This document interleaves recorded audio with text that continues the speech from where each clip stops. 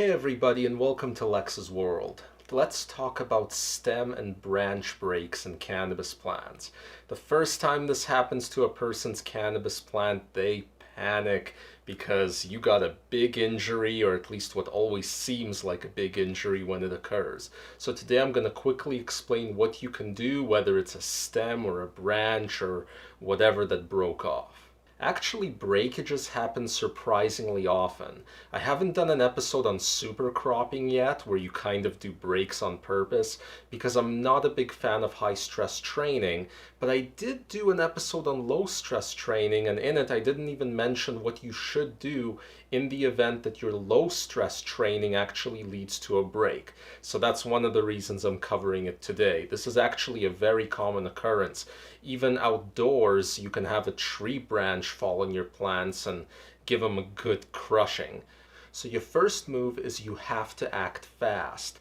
This injury is very survivable to your plant, but you need to start dealing with it within hours of it occurring, or at worst within a day.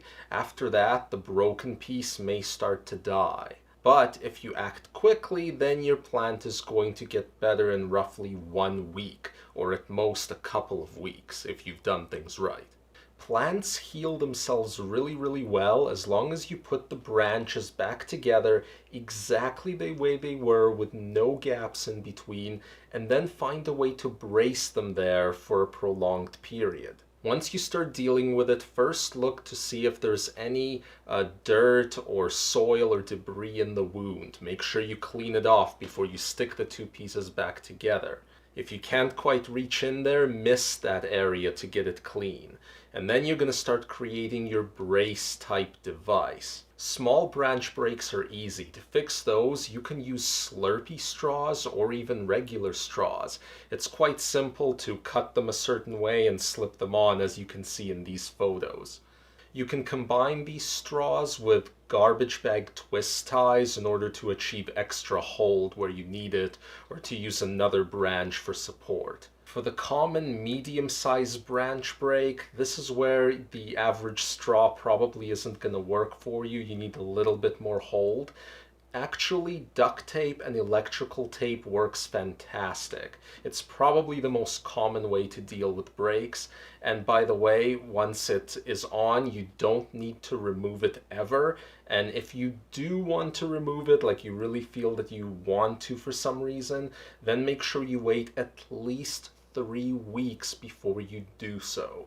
Then there is the dreaded main stem break. These are scary, but again, your plant can easily fix itself so long as it's handled quickly.